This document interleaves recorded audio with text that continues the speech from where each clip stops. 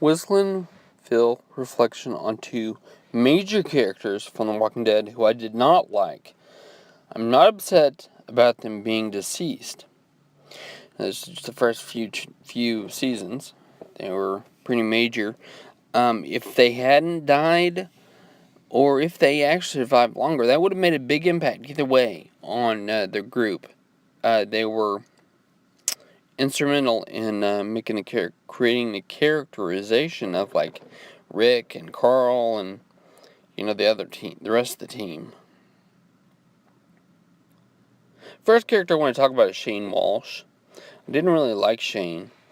In the beginning though, you saw he was a deputy sheriff also, Rick's best friend.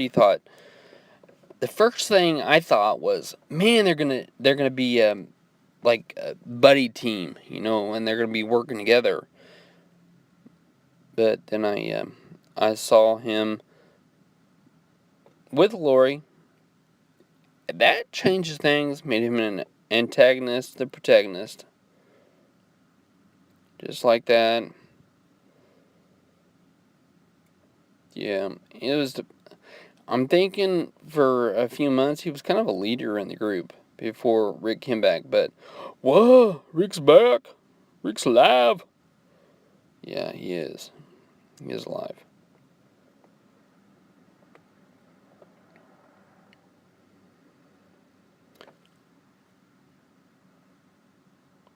This was the night that he killed Otis. He shot Otis in the legs, kind of threw him under the bus, so to speak. That's kind of a great expression for shot him in the leg and threw him into the zombies. Yes. But kind of upsets me that Dale was the only guy who questioned him, who figured it out that Shane wasn't a good guy and that Shane did something bad. Because I didn't like Dale. It would have been better, more noble, I think, if somebody else had figured it out. Everybody needs a physical change. I did it recently.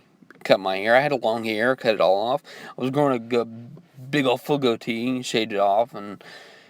But see, the thing was, I didn't shoot a guy in the legs. Everybody needs a physical change. That is kind of a response to an emotional or spiritual change in your life. But I didn't shoot a guy in the legs. I just wanted to change. It looks like he looks. People joke about me looking like I'm high. I wonder if I look like that.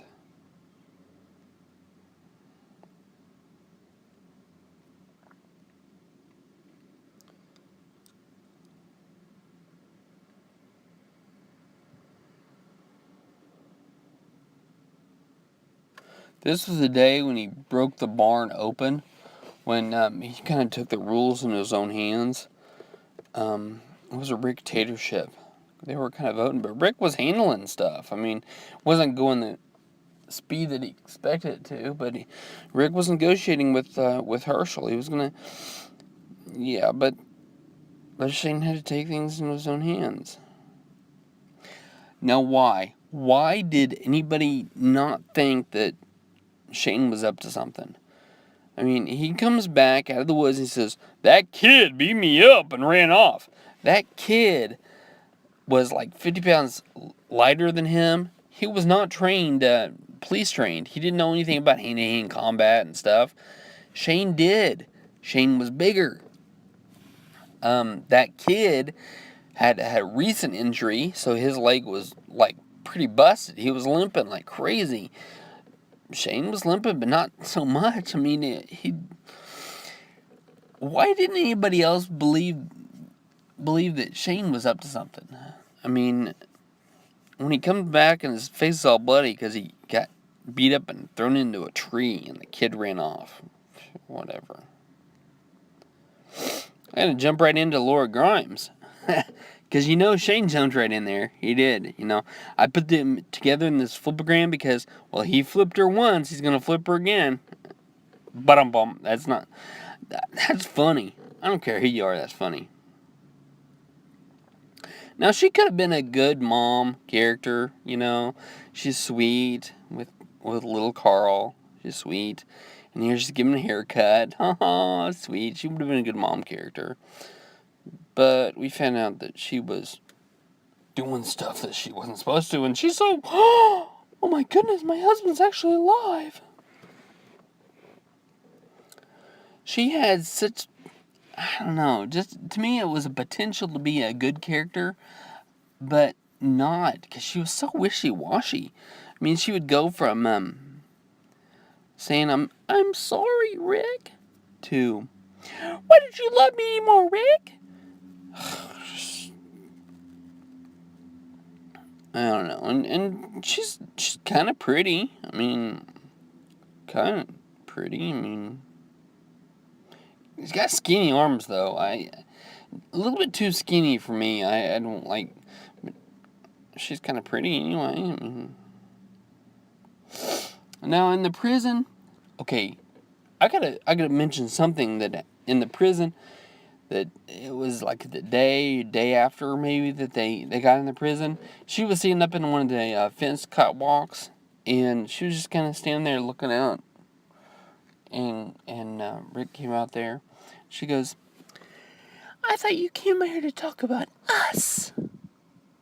Okay, this guy's just been through hell. I mean, he had to cut a dude's leg off like 5 minutes earlier. I mean, he was covered in blood. He's been working all day. Of course he's not going to just talk about us. Because this is the zombie apocalypse. Things do not work that way. I mean, he made an effort. He was forgiving her. She had gone through it. When you cheat on your husband, that's a big deal. He'd forgiven it. He was getting past it. And here she was.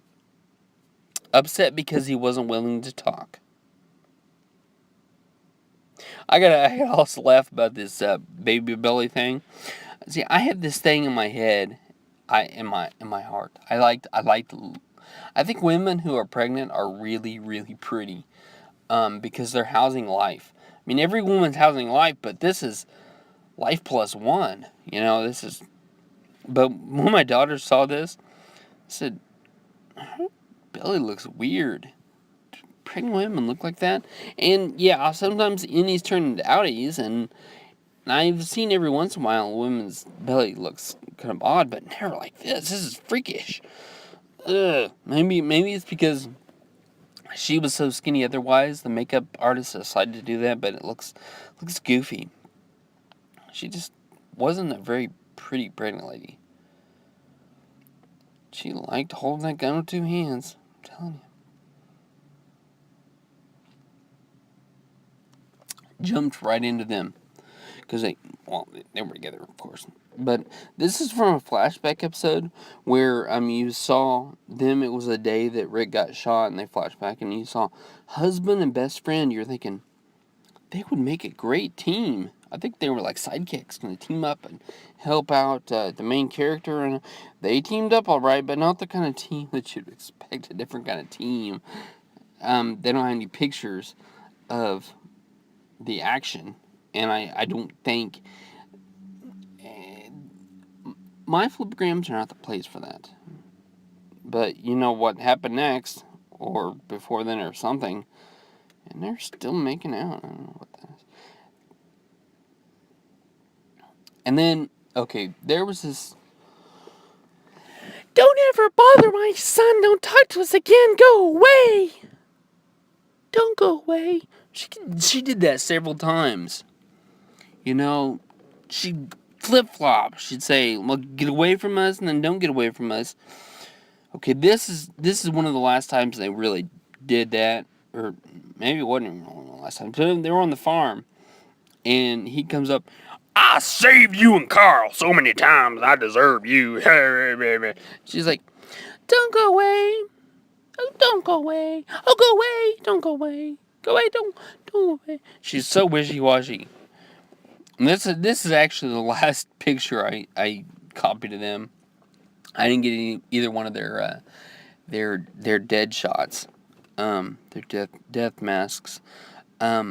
Spoiler alert: if you haven't seen this, Carl ends up putting them both down, after Rick killed Shane, stabbed him in the gut or whatever, Shane was reanimated just minutes later.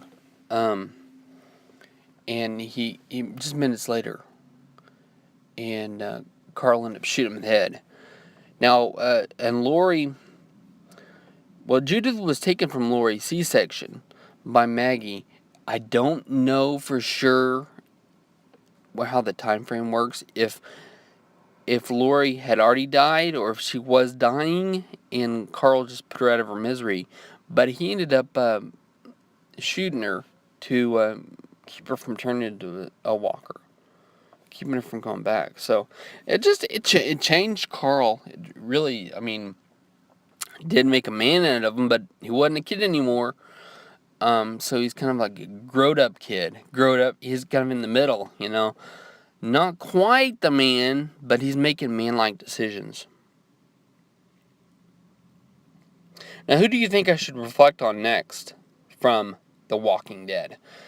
I mean, I'm going to do a few of the character sketches. I want to talk about Beth and Milton because they were pretty instrumental characters. But who else do you think I should do? Merle. Oh, I do one about Merle. Yeah. But who else?